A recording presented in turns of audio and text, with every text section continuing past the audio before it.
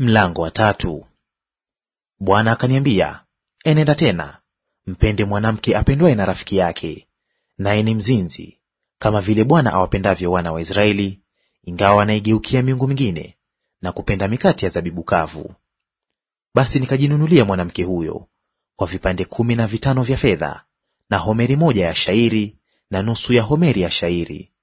Nami nilimwambia, utatawa kwa ajili yangu siku nyingi, hutafanya mambo ya ukahaba, wala hutakuwa mke wa mtu awaye yote, nami nitakuwa hali hiyo hiyo kwa ajili yako. Kwa maana wana wa Israeli watakaa siku nyingi bila mfalme, wala mtu mkuu, wala sadaka, wala nguzo, wala naivera, wala kinyago. Baada ya hayo wana wa Israeli watarejea na kumtafuta Bwana Mungu wao na Daudi mfalme wao.